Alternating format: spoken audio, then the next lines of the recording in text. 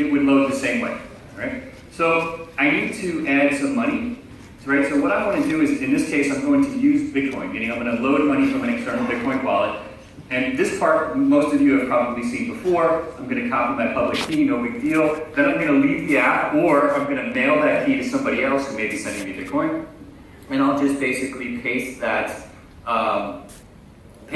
key into my, in this case, blockchain wallet, send myself a bunch of Bitcoin, and press send, voila, and I get a push notification in the Abra app that somebody sent me Bitcoin. Now again, no big deal, you've all seen that before, but this is where things start to get really interesting. Now I want to send this Bitcoin to somebody who has no idea what Bitcoin is, but I've told, hey, I'm going to send you money, just download Abra. Okay, it's all going to work. So now I'm going to send this money, and I'm going to send this money to Juan. Now Juan has a dollar wallet. Now when you type in somebody's phone number or choose them from your contacts at Abra, the app knows what currency they're expecting to receive. And that's important because you get a feel for how the exchange rates work in the app in real time. So it's showing me that if I send him this money right now, he's going to receive $100. And he won't even see Bitcoin when he receives the money. So I type in the amount, I send the money. Juan has now received $100. Okay, there's Juan's Abra app. Now Juan is going to then further send this money to somebody in his address book. We're going to choose Maria, and Maria's in Mexico, and she's expecting to receive pesos, right? So we're going to send, how much are we going to send? We're going to send her $100, which is equivalent in this demo to 2,000 pesos. We send her the money, and the money is sent. Now, Maria is going to need to get those pesos off of her phone, right? And there's a couple of ways to do that. We're going to come back to that in a second, right? So let's not forget about Maria. We'll come back to her. Now, this leads first to the second announcement that I want to make today. You all, hopefully by now, if not, I'll remind you that there's two ways right now. Well, now there's three with Bitcoin, but before there was two ways to interact with the Abra app to get money on and off. The first was using your bank account if you're in the US, and the second was this concept of the Abra teller, which we've been testing in Asia for a few months. We've got a few thousand tellers, for example, live in the Philippines, processing transactions every day. It's a really cool model. So the second announcement is that Abra tellers can now hold Bitcoin completely transparent to the consumers. Now, why would you want to do this? Let's think about this for a second. Okay? If you're a Bitcoin trader, right? How many of you here are Bitcoin traders? All right, right on. How big is the audience that you can trade with today? Well, if they know Bitcoin, right? So your audience is basically the universe of people that are interested in trading in Bitcoin. Now, there's 7 billion people on the planet, and I would posit that that number, unfortunately, on a percentage basis, is still pretty small. What this does is it allows you as the trader, now for the first time, to effectively trade with anybody on the planet who doesn't even know that you're trading with them in Bitcoin. Because if Maria needs to get those 2,000 pesos off of her phone, and you're using a Bitcoin wallet to do it, you can now trade with her effectively in Bitcoin, right? And she doesn't even know that you just traded with her in Bitcoin, and I'm going to show you how that works in a second. Right? So this means that not only that the consumer doesn't know what the teller is holding, but we went one step further. Let's say that you were a Bitcoin-based teller in Argentina. Now, we all know what's happening in Argentina. It's not fun. And I would guess that when people see what we're doing today, and I get to the third announcement, that people are mostly going to want to hold digital dollars in Argentina, but every once in a while get paper pesos out of their account.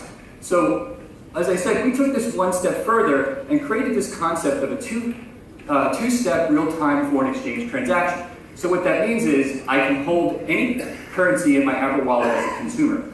Dollars, euros, pesos, makes no difference. I can meet a teller, and unbeknownst to me, that teller is holding Bitcoin in their Abra app, but that teller processes a peso withdrawal for me, doesn't even know that I was holding dollars on my phone. And Abra works out all the mechanics for the foreign exchange, the fee reconciliation in real time so that the consumer walks away with pesos, the teller has the increased amount of Bitcoin on their phone, or vice versa if the person wants to make a deposit, meaning that they can take the cash in one currency and pay out to the phone in another currency. And again, neither parties are the wiser for what each person was holding on their phone. Okay, so let's go back to Maria and let's process her withdrawal on her phone. Now, I'm going to sign up as an Abra teller, and I did a fresh install on my phone. I've chosen as a Bitcoin trader to become an Abra teller. I have no money on my phone yet, right? But I'm going to process the withdrawal from Maria, which is going to cause Bitcoin to be put on my phone, because I'm going to take the pesos off of her phone and hand her, in this case, paper pesos, but again, I can choose a different currency if I wanted to. So for Maria here, I'm going to process the withdrawal.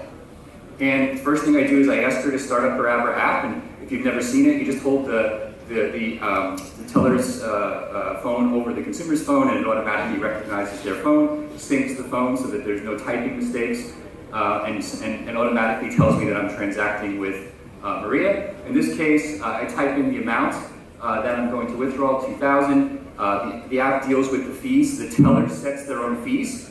So, you know, if you're in an area where there's not a lot of liquidity yet, the fees may be higher. If you're in a city with more competition, you know, the fees may be lower. But we want the network to set their own fees. Maria gets a push notification standing right in front of you to agree to the transaction, which causes her phone to do a publish of the money that she wants off of her phone to the blockchain, so that the teller can hand the cash to her. And then when she confirms that, I know that I hand her 1960 pesos, which is the 2,000 minus the fees, and I can click and see the reconciliation of how we did this calculation, and then furthermore see how much is going to be on my phone as the teller, which in this case is 1,980 pesos, which is the 2,000 minus Abra's fee. So it all works out very, very neatly, and then I have my Bitcoin on my phone, because when her phone pushed me her digital pesos, it was converted to raw Bitcoin on my phone, even though I handed her paper pesos for the withdrawal, like an ATM machine. Does that make sense? All right. So what you've just seen effectively is a real-time foreign exchange conversion where the payout currency could have been any currency that I chose that would be supported in the Abra app. Okay. So how did I actually become a teller in the first place? And this is part of this second phase launch we're doing, where we've created a whole new teller dashboard and onboarding process, which I'm going to show you. So you notice here, there's 3 buttons. Normally when you're a teller, there's a 4th button at the bottom, which is teller, which I'm going to show you how I got that on the screen. I'm going to press the menu button on the upper left, and I'm going to choose Become an Abra Teller, which anybody can do. And the onboarding process, basically we need to know a few things about you. We need to know where you are, and so that when the person is using the app, they know if there's a teller in their neighborhood and what your fees are, et cetera, et cetera. So here I'm going to set my location. I could go place a pin on a map and confirm the location, or I could, scroll around and choose a different location. Or if I want to basically have a fixed location that is a public place, I can type it in and set my address to be, like, for example, let's say I want to do my trades as a teller at Starbucks. I can put that in the map. Whatever location I choose, I can also change it later. I can change it all day long if I'm moving around, or if I have a convenience store or something like that. Obviously, it's not going to change much. Okay, so now I'm all set. So if I, as a trader, don't want to be available during certain hours, I can set the hours, or I can make myself unavailable by clicking the little toggle at the top of the app. Now, this is really interesting. This is the dashboard once I'm all set. If I scroll down here, you see that there's this transaction currency. Right, obviously, there's the fees as well, and I can change those fees. This transaction currency is really interesting. This is different from the wallet currency. This is what enables the consumer to have one currency and the payout to be in a different currency. Because if I choose transaction currency, I can now choose, right, any currency supported in the system that does the FX calculation, and I'll show you in a minute how many of them there are. So this is really cool. I've never seen this before, so I can't wait for people to try this out. And the other thing is that, you know, when you're getting into the fees, it kind of guides you a little bit. We're adding some stuff to figure out where you are and what the liquidity is in your neighborhood. So, you know, maybe the fees need to be a little higher to support your business. And those of you who use things like local Bitcoin know what I'm talking about. So now you see that I'm registered as an Abra teller and I'm good to go. Okay? So hopefully that makes sense. All right. So we talked about Bitcoin support for a consumer. We talked about Bitcoin support for tellers and for traders. When is all this stuff going to be available? And so this is the 3rd announcement. So Abra's going global in February with 50 currencies initially, but usable in any country in the world, minus the sanctioned countries, of course. And we'll support individual tellers globally at that time. This is what we've been working towards for 2 years, and with a lot of people and a lot of sweat. And I'm super excited that today we're announcing for the first time that we're finally going to be able to flip the switch on this.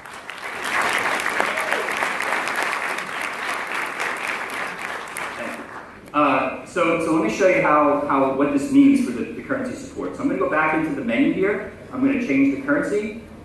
Now, here it tells me that Abra is available in so many currencies. I can scroll through. I can choose Bitcoin as a currency. Now, when you actually change currencies in the Abra app, it's not just a convenience balance. It literally republishes your balance to the blockchain and then sends you the money. And that's necessary because of the way our hedging system works.